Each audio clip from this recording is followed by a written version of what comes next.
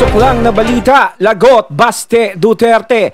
Bumuelta na Duterte family. Sinisisi ng mga dilawan. Aba. Grabe ha, naninisi ba? Isinisisi ng mga dilawan. Woo! Ayan, syempre itong balitang ating matutunghayan ngayon ay nagbula kay Balitang Pinoy TV at ilalagay ko sa description box ang link ng channel ni Balitang Pinoy TV para maging updated po kayo sa mga balita na kanyang inihahatid sa atin. At syempre, ito ang inyong lingkod na si BT na magbibigay ng reaksyon at komento dito sa videong ating matutunghayan ngayon. At huwag na natin pagtagalin at sabay-sabay na nating panoorin ang laman ng video na hatid sa atin ni Balitang Pinoy TV at bibigyan natin ng reaksyon ng balitang ito. Pasok! Ang Balitang Pinoy TV.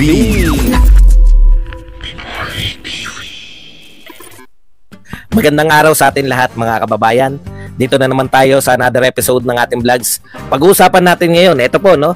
So may mga pag-uusapan tayo patungkol po dito sa mga nangyari nga sa Marcos at Duterte.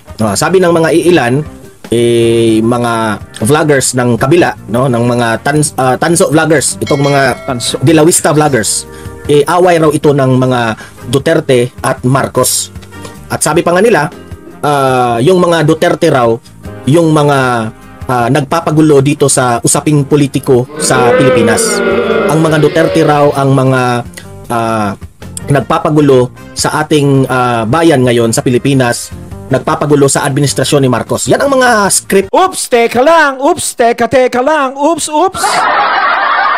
Parang medyo kakaiba, no? Ay, hindi na kakaiba. No, alam naman natin yan na ganyan, mga komentong ganyan na sinasabi na Duterte daw ang nagpapagulo sa politika dito sa Pilipinas. Parang sinabi niyong salot ang mga Duterte, parang ganito, sila yung nanghihikayat sa mga tao para kontrain ng gobyerno. Alam nyo, sa totoo lang, no! Puh! Hindi, di ba? Alam nyo naman, nung eleksyon, o wag muna nung eleksyon, eto, nung kasalukuyang presidente pa dati, ang former president, Tatay Digong Rodrigo Duterte, is wala naman talagang problema ang mga Duterte at mga Marcos.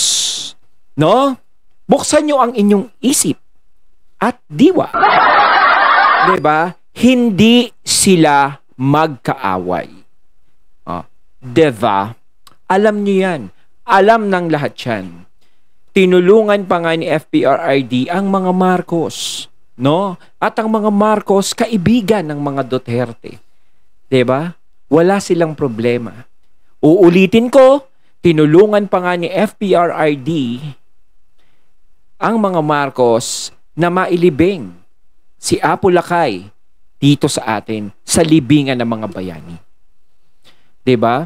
At isa pa nung eleksyon, sumuporta ang mga Duterte sa kandidatura at sa samahan ng mga Marcos na unit team, kaya yan nabuo. Naging Vice President si VP Sara ni PBBM. Ang mga loyalista, ang mga DDS ay nagkaisa nung panahon na yon. May nakikita ba tayong problema doon? Alam nyo, ito lang Kung gustong sirain ng mga Duterte, no, ang mga Marcos o ang kasalukuyang gobyerno ngayon, bakit gagawin pa ni Tatay Digong yung mga bagay na yon noon? Diba dapat hindi na? Dahil para silang tanga kung tutuusin. Kung sila gusto nilang, kung plano nilang sirain ang gobyerno ni PBBM ngayon, hindi na niya ipapa-vice president si VP Sara. Diba sinabi ko nga, dapat ipinantapat niya na lang kay PBBM si VP Sara. Nagpinatakbo niya na lang sanang presidente.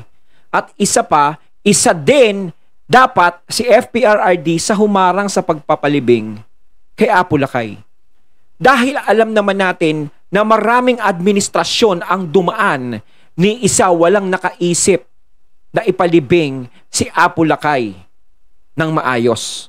Lalong-lalo na sa libingan ng mga bayani. Sino ba ang nakaisip? Si FPRRD. Diba? Marami pang kumundi na nga nun kay FPRRD dahil si Apo Lakay ay pinalibing dito. Lalong-lalo sa libingan pa ng mga bayani. Ang daming kumundi na nun kay FPRRD sa naging desisyon niya. Pero hindi niya pinansin, pinaglaban niya pa rin na maihimlay si Apo Lakay sa libingan ng mga bayani. Ano yung paninirang ginagawa ron? Diba? Hindi kaya yung mga alitap-tap ang sumira sa samahan ng mga Duterte at ng mga Marcos. Hindi kaya yung mga alitap-tap na yon na nangangarap sa susunod na eleksyon na maging presidente ang sumira sa relasyon ng Marcos at ng Duterte. Diba? Nanalo si BP Sara, nanalo si PBBM nung eleksyon. Diba? Tahimik, walang problema. Dalawa silang nagtatrabaho. Pero nung pumasok ang mga alitap-tap na mataas ang pangarap at may ambisyon na humawak ng bansa sa susunod na eleksyon, doon na nagkaproblema. At nung nakita nila na nagiging number 1 ang isang BP Sara sa survey, doon na nagsimula ang problema. Diba? Binato nila ng binato si BP Sara. Pinagbintangan ng kung ano-ano. Binigyan ni PBBM ng confidential fund si VP Sara. Inisip nila na gagamitin ni BP Sara sa ganito. Bakit ginamit ng ganito lang kabilis? Ginagamit sa ganito, pinagbintangang magnanakaw, ganito, ganyan, hindi pa rin sila nagsasalita. Diba? Pero talagang dinikdik ng mga alitap-tap si VP Sara. Kaya yun na ang nag-trigger, kaya lumabas si FPRRD at nagsalita siya ng hindi magagandang salita dahil bilang ama, hindi mo ba ipagtatanggol ang iyong anak sa ganong sitwasyon? Diba? Ipagtatanggol mo yun. Harap-harapan nyo nang binababa ang pagkatao o pinagbibintangan si VP Sara ng ganon, alangan namang si FPRRD ay matulog lang nun. Diba? Natural ipagtatanggol niya ang anak niya. At alam naman natin si FPRRD pag nagalit, mata-matamaan. Diba? Madali kung sino madadali. Hanggang sa gumapang ng gumapang, hanggang sa napunta kay PBBM sa mga Marcos, ang alitan na to na hindi naman dapat nangyari dahil sa kagagawan ng mga alitap-tap na nakaikot kay PBBM. Hindi ko nakikita na hindi ako kumbensido na sa kanila nagsimula ang away kay PBBM at sa mga Duterte. Lahat yon ay nagsimula sa mga alitap-tap na nakaikot ngayon. Doon, alam nyo na kung sino-sino yung mga alitap-tap na yon, mga katunay. Hindi ko na kailangan banggitin. Ng mga dilawista ng mga vloggers. Ngunit, itong vlog na ito, ngayong araw na ito, i-explain ko sa inyo bakit walang kinalaman ang mga Duterte dito sa usaping politika dito sa administrasyon ni Marcos. Walang kinalaman ang mga Duterte dyan. Okay? Yan ang ating pag-uusapan. Kasi ang script nila panggulo itong mga Duterte raw. So syempre ako, iniisip ko yan Talaga bang itong mga Duterte ay panggulo lamang sa administrasyon ni Marcos? Paano nga sila hindi magugulo? Magugulo. Paano hindi ganyan ang mga Duterte hindi magsasalita? Paano hindi sila lalabas? Kayo nga gumugulo sa katahimikan nila Oo, ilabas na natin dito si PBBM. Labas siya sa usapan dito baka sabihin nyo mga katunay, pinagtatanggol ko si PBBM. Hindi. Labas dito si PBBM dahil hindi sa kanya nagsimula yan. Alam nyo yan sa sarili nyo kung sino ang nagsimula niyang problema na yan. 'Diba? Yung alitap-tap. Mga alitap-tap na. 'Diba? Paano titigil ang mga Duterte kung hindi rin sila tinitigilan? 'Di ba? Hindi ka tinitigilan eh. Wala na nga sa politika sa FPRRD. Tahimik na nga silang nag-ano ba 'yon? Yung nagpi-picture ni Bongo, kumakain ng ganito. Namamasyal na lang si FPRRD sa mga litrato. 'Di ba? Hinahabol pa rin sila ng intriga. Si BP Sara naging vice president, nagtatrabaho bilang vice president, sinusundan pa rin ng intriga. 'Di ba? Binabanatan sila. Si Baste Duterte, nananahimik sa Davao, mayor, tinadamay din, Mariusip. Paano sila tatahimik kung hindi sila pinapatahimik? Nga namang saluhin nila ng saluhin lahat ng sasabihin sa kanila. Saluhin ng saluhin na sabihin magnanakaw sila, tas ngingiti lang sila. Yun yung sinasabi ko. 'Di ba? Kung pinagbibintangan ka o may inaakusa sa'yo, dapat magsalita ka para malaman ng taong bayan. Ganun ang ginagawa ng mga Duterte. Pinapatunayan nila sa mga tao na hindi sila ganun. Lumalaban sila. Hindi sila yung para ipatanggal si ganto o ipatanggal nyo ang SMNI, ipatanggal nyo yan, ipakulong nyo yan. Di ba hindi ganun? Pinaglalaban mo yung katwiran mo. Di ba? Si VP Sara hindi nagsasalita, pero si Basti, si Tatay Digong is lumalaban. Di ba? Dahil nga syempre siguro hindi lumalaban si VP Sara dahil nasa katungkulan si VP Sara. Pangalawang pangulo si VP Sara. Mabigat din na obligasyon yun. Kailangan yun na lang ang tutukan niya. At naglilingkod na lang siya sa taong bayan. Diba? Yung mga kritiko nila yung ayaw tumigil eh. Pilit na pinag-aaway ang Marcos at Duterte. Marcos at Duterte, Marcos at Duterte. Diba? Imbis na pagdugtungin nyo, imbis na pag-ayusin, at yung mga alitap-tap ang sunugin, wala, hindi nyo ginagawa eh. So yan, gusto ko sa aking mga audience ngayon, papatunayan ko sa inyo na walang kinalaman ang mga Duterte dito. Okay? Papatunayan ko yan sa inyo. Kasi yung unang topic natin na pag-uusapan, patungkol po ito kay Baste Duterte. Ano ba ang ginawa nila kay Baste Duterte? Ano ba ang ginawa ni Baste Duterte na triggers them na may planong isuspinde si Duterte, si Baste Duterte? Okay? Yan ang unang topic natin, si Baste Duterte. Gaano kahalaga itong nangyari ngayon kay Baste Duterte? Sa plano nilang ipapakulong, ipasuspende si Baste Duterte, may kahalagahan po ito sa ating mamamayang Pilipino. Okay? Paliwanag natin yan mamaya. Pangalawa nating pag-uusapan ay itong ang mga panggigipit ng administrasyon, hindi naman laban sa mga Duterte kundi sa taong bayan. Ito yung answer sa mga questions ngayon. Okay? Mamaya, i-play ko yung video na yan at i-explain natin. Yan, pag-uusapan natin yan. Pero bago ang lahat, bago natin ito pag-uusapan, talaga sa alitap-tap, lagi nakadikit eh. No? Help me po na i-like at i-share itong ating live, itong ating video para kakalat ito sa taong bayan. Okay? So, sabay-sabay tayong mag-like and share sa ating YouTube at Facebook. Okay? Ready? Like and share na po. 1, 2, 3, go! Ayan, thank you very much. And also guys, paki-subscribe, paki-follow para lagi kayong updated sa mga balita na kagaya nito.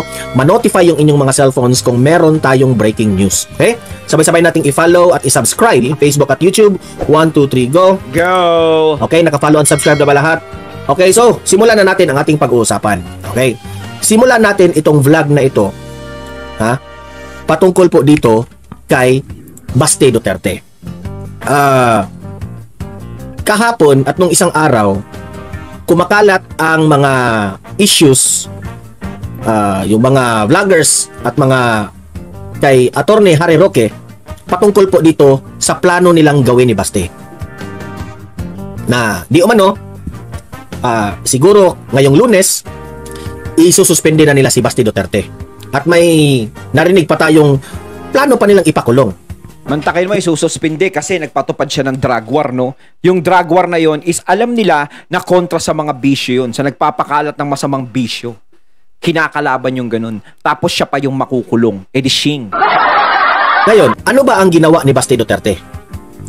The other month ago, no, I think 2 to 3 months ago, kung matatandaan natin, si Baste Duterte po ay nagdeklara ng pagsugpo dito sa bawal na gamot. Okay? Bakbakan against dito sa mga illegal na drogas.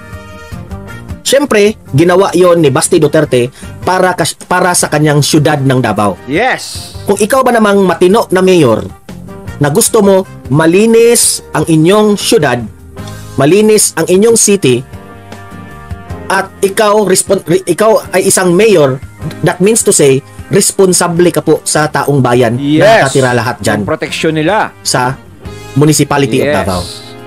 Ako, sa tingin ko, kay Basti Duterte, ginawa lang niya ang tama. Yes. Na pagiging protektor sa taong bayan. Alam nyo, yung nangyari na yan kay Basti Duterte, hindi talaga yan yung main point. Kaya siya gustong suspindihin. Hindi talaga yan. Kasi, ginawan lang ng botas siyang war on drugs niya. Kundi doon sa, ang nakitang butas dito talaga is yung pagkontra niya nga at saka yung pagsasalita niya laban sa kung ano ang kasalukuyan ngayon. Yun eh. Diba? Kasi nga kumalaban siya. Lalong-lalo na is kinakalaban niya yung mga alitap-tap. Yun. Diba? Kaya ganyan ang nangyari. So yung war on drugs niya is parang dinagdag na lang yun. Kumbaga, yun ang pinakabutas na lang. Diba? Mantakin mo yung isang tamang gawi. Mantakin mo yung isang tamang gawain ay gawin mong masamang gawain. At yung gumagawa ng mabuting gawain na yun, ay siya pa ang magiging masama at ipakukulong. Di wow. Yung pagdeklara ni Basti Duterte, hindi po nagugustuhan ng administrasyong Marcos. Okay, naalala natin yun, di ba? Ngayon naman, na itong si Basti Duterte na yung random testing ng kanyang mga nagtatrabaho dyan sa munisipyo, ang daming mga nag-positive. Okay? Ang daming mga nag-positive, ginawa niya yun para alam niya kung ano ang status ng kanyang mga nililinis nagtatrabaho sa kanya. Nililinis. Kasi hindi maganda na ikaw, mayor ka, puprotektahan mo ang taong bayan, pero mismong nagtrabaho sa inyo ay gumagamit pala. Tama. So, 2 puntos yun. Yung ginawa ni Basti Duterte, tama yun. Kumbaga, bago mo linisin ang bakuran ng iba, linisin mo muna ang sarili mong bakuran. Kapag malinis na ang bakuran mo, saka ka maglinis. 'Di ba? Ganun yan. Gusto mo silang protektahan, kailangan sa'yo muna manggagaling. Yung mga tao mo muna. Ang kailangan patunayan mo, kami, malilinis kami. Wala kaming ganitong bisyo. 'Di ba? Kasi hindi ka pwedeng humarap o gumawa ng ganyan kung mismo sa lugar mo, sa bakuran mo, 'di ba? Mismo sa ano mo. Nandudoon yung mga taong positibo sa ganun. Tama 'yun. Dahil alam naman nating illegal talaga yung paggamit na 'yan. Okay? So 'yun ang ginawa ni Basti. Ngayon, bakit sa administrasyong ito kay PBBM itong Marcos na ito, bakit nagmukhang si Basti pa ang may kasalanan? Yun lang. Yung mayor na matino, yung mayor na nasa puso ang kanyang trabaho, nagmamatinong nagtatrabaho para protektahan ang taong bayan against this mga, alam naman natin kung ano yung magiging epekto nitong bawal na gamot na ito kung ito ay kakalat sa inyong syudad. Kaya kasi nasabi ko hindi lang yan ang dahilan. Meron pa yan. Maraming maging krimen na di ba? Alam natin yan lahat. Alam natin yan lahat kung ano ang magiging epekto, kawawa ang taong bayan, nasusyutay yung mga inosenteng tao. Alam natin yan kung ano ang pwedeng mangyari. Basti Duterte was just doing his job. Yes. Pero bakit ngayon siya pa ang may kasalanan? Kasi pangit yung ganyan Kung merong isang leader ng isang lugar, is magpatupad para linisin ang lugar niya na ganyan, di ba? Kontrahin ng mga nagpapakalat ng mga droga na yan, ganito. Tapos ganyan ang mangyayari katulad kay Mayor Basti. Syempre hindi niya na lang gagawin 'yon. Baka isipin niya, baka mamaya gumawa ako ng ganito, gusto kong patinuin yung lugar ko, pero baka mamaya ako pa'y lumabas na masama. Mag-iisip na lang sila ng ganon. So ano mangyayari? Papabayaan na lang na kumalat yung ganon? Dahil hindi mo sila pwedeng galawin eh. Kapag ginalaw mo sila, masususpindi ka. Ikaw pa makukulong kapag gumawa ka ng gano'n na tama na kontrahin mo sila. 'Di ba? So, anong gagawin? Hahayaan na lang na malulong ang mga kabataan, malulong yung mga tao, hahayaan na lang na maging magulo yung isang lugar na yon, na magkaroon ng mga krimen dahil sa mga bisyong kumakalat na gano'n? 'Di ba? Hindi nyo ba naisip yun? Oh, ha? Siya pa ang ginigipit.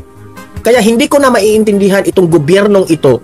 Yung taong mayor na matino na nagtatrabaho, yun pa ang gusto nilang isuspinde, Tomo. gusto nilang imbestigahan. Tomo. Hindi ko na maintindihan. At heto pa, bakit di umano ha? At binabalita ito kahit na sa mainstream media, bakit tinatanggalan o tinatanggal o inilipat ang mga maraming pulis at kahit nga mga heads dyan sa Davao? Anong purpose ng administrasyon na ito? Nagtatanong po ang taong bayan. Ang mga taong bayan dyan sa Davao natatakot na. They only have the Dutertes to protect them there. At saka talagang yung Davao ang target eh, no? Bang! Parang ginaganon sila. Pero anong ginagawa ng gobyerno? Yun na nga lang yung makaprotekta sa kanila eh. Bakit sa lahat-lahat ang Davao ang ginigipit? Hindi, baka naman sinasabi nila, hindi, gagawa kami ng RoboCop. Di ba? Hindi na kailangan ni Basti gumawa ng ganyan eh. Bakit pa siya gumawa? Gagawa nga kami ng RoboCop para sa katahimikan. Di ba?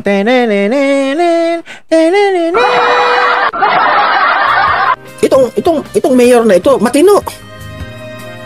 Yan ang confusing. Yan ang hindi maiintindihan ng taong bayan. Bakit ganyan?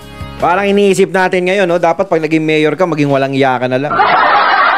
Yung maging konsentidor ka na lang na mayor. Ang gulo sa lugar namin, no? Daming pasugalan. Daming mga lasenggo. Ang daming nagpapakalat ng bisyo rito. Daming may bisyo rito. Ayoko ng pakialaman. Mamaya makulong pa ako. Bayaan nyo sila. Hayaan nyo silang mag-rock-rockan sa kalsada.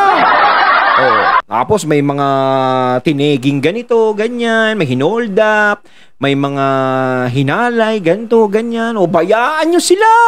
Diba? Ayoko makialam dyan kasi makukulong ako eh. Dapat ganun. Dapat ganun ba yung namumuno? Yung walang pakialam? Diba? Bayaan nyo sila dyan. Ako nagkanakawan dahil walang pambisyo, pinasok yung bahay. No? O, hayaan mo sila.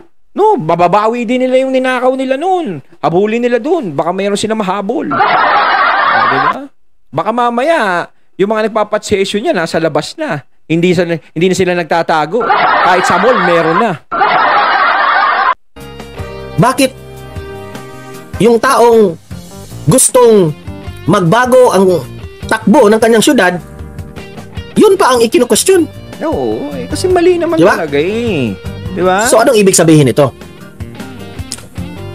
Alam mo, sa mundong itong bansang Pilipinas, dalawa lang yan. There are two types of politician.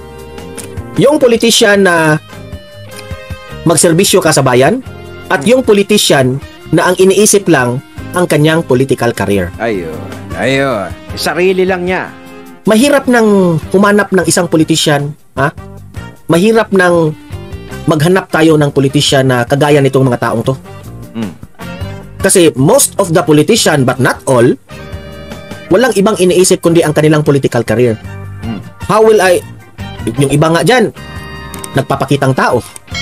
Nagbuti-butihan. Gusto nila, yung image nila in public will be mabait-bait. Bait-baitan. Kunwari, tutulong-tulong. Yan ang mga typical politicians.